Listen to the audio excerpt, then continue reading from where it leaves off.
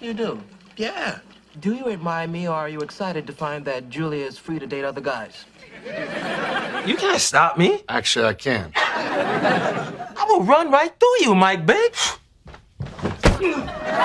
You're one of my best friends. I have no interest in dating a girl you just broke up with. Huge lie. Let's cruise past a nightclub with the windows down and tell everybody we're Earth, Wind, and Fire. You're kidding. Do you remember? Proud Mary? But left a good job for the city. Hey, where's the John? Gabe. Hey, Harry, how's it going? Never better. I'm gay. I'm gonna enjoy this party more than anybody. Did you hear about the time Reno Wilson almost went to ground zero? From living in his car to stealing scenes in Hollywood, this man's journey will have you gasping 1 minute and cheering the next. You know him as Officer Carl McMillan from Mike and Molly. And Bobby Hill from Good Girls. We're not bad people, Stan. No, baby, we're good people who do bad things. But there's so much more to this man's story than what you've seen on screen. Born Roy Wilson on January 20th, 1970 in Brooklyn, New York, from the West Indies, our man Reno came into this world with performing in his blood. Growing up with 3 sisters, Marie, Patricia, and Yolanda, and raised by Shirley and Roy Wilson in the concrete jungle of NYC in the 70s, wasn't easy, but young Roy had dreams bigger than the Brooklyn Bridge. His mama, who was an opera singer, saw that spark early on and encouraged him to pursue acting, even when money was tight and opportunities were slim.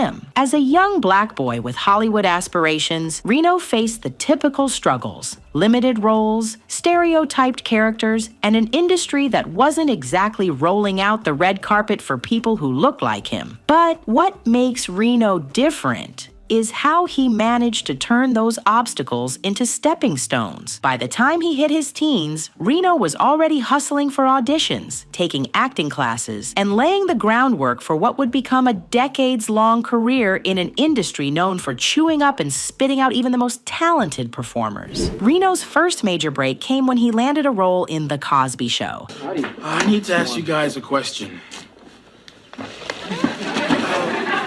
As Howard, Theo Huxtable's friend. Now, here's where things get interesting. While some sources mix up his early appearances, what's undeniable is that Reno was making moves in an era when black actors were fighting for every inch of screen time they could get. He continued building his resume with appearances on shows like NYPD Blue. New York City detectives. Did you get shot over on Sullivan Street? Yeah. 2 white guys, they shot me and the other guy. And The Fresh Prince of Bel-Air. Howard, I'll see you at the library tonight. All right, I'll be there.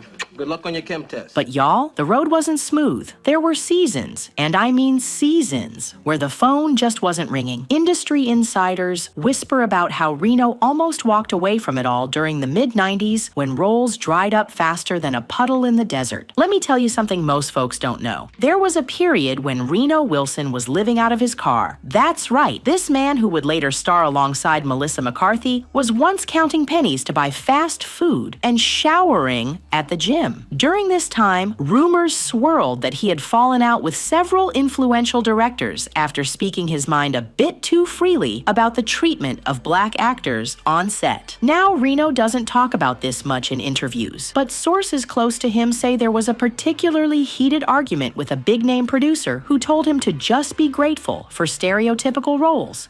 Apparently, Reno fired back that he'd rather starve than feed stereotypes, and for a while, it looked like the industry was going to make him do just that. But if there's one thing you need to know about Reno Wilson, it's that the man does not stay down. While struggling to land acting gigs, he discovered another talent: voice acting. Those smooth, versatile vocals became his secret weapon, and soon he was booking voice work that kept the lights on while he continued pursuing on-camera roles. The comeback started slow. A guest spot here, a small role there. But Reno was rebuilding his reputation, not just as talented, but as professional. The whispers about him being difficult began to fade as directors discovered what viewers would later come to know. Reno Wilson brings something special to every character he plays. When Mike and Molly came calling in 2010, Reno was ready. As Officer Carl McMillan, he finally had the platform to showcase his comedic timing and emotional depth. For 6 seasons, he brought heart and humor to the role, building chemistry with his cast castmates that made the show a hit. But success brought its own challenges. Word has it that behind the scenes, there were tensions over pay disparity. As a supporting actor on a hit show, Reno was reportedly making significantly less than some of his co-stars despite having comparable screen time. Industry sources say he pushed for better compensation during later seasons, causing some uncomfortable moments in contract negotiations. Through the ups and downs of his career, Reno has had one constant: his wife, Coco Fozone. They've been married since 1998, and that's basically a century in Hollywood years. Together, they have 2 children, Denny and Renzo, and unlike many celebrity parents, Reno has kept his kids largely out of the spotlight. But that doesn't mean family life has been without drama. Reno once hinted in an interview that his rise to fame created tension with some extended family members who suddenly wanted a piece of his success. When you start making real money in this business, you find out who really loves you and who loves what you can do for them, he said, leaving fans to read between the lines. What many fans don't know is that during the filming of later seasons of Mike and Molly, Reno was quietly dealing with a health crisis. He's been private about the specific details, but close friends revealed he was diagnosed with a condition that required regular medical treatment and occasionally affected his ability to work long hours on set. Rather than use this as an excuse, Reno pushed through, sometimes filming scenes while in considerable pain. His castmates were aware of his struggles, with Melissa McCarthy reportedly advocating for schedule adjustments to accommodate his treatment needs. While most recognize Reno from his on-screen roles, true fans know he's built an impressive career as a voice actor. His work on the Transformers franchise as the voice of Mudflap, Brains, and Mohawk This is not legal. This is illegal experimentation.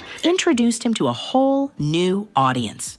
But this part of his career hasn't been without controversy either. His voice characterization of Mudflap in Transformers: Revenge of the Fallen drew criticism from some viewers who felt the character relied on racial stereotypes. Reno defended his performance, explaining that he was trying to bring personality to the character within the constraints of the script. But the experience reportedly left him more cautious about which voice roles he would accept in the future. When Reno joined the cast of NBC's Good Girls as Stanley Hill, But I could also get the cookie dough out the fridge too, though. Do it. he entered what many consider the second prime of his career. Playing the criminal side hustle running husband to Retta's character, Reno got to show a different side of his acting abilities. The cast chemistry was electric, but behind-the-scenes gossip suggests there were creative tensions over how the show should develop. Some insiders claim Reno advocated for his character to have more complex storylines, causing occasional friction in the writer's room. Despite his long career, Reno's financial journey hasn't been all champagne and red carpets. While his estimated net worth now sits around $1 million, there was a time when he filed for bankruptcy protection, a fact that rarely makes it into official bios. This financial setback reportedly came after investing heavily in a friend's restaurant venture that went belly up faster than you can say, "Check, please." The experience taught him valuable lessons about money management and trusting the wrong business partners, lessons he now shares with younger actors when mentoring them.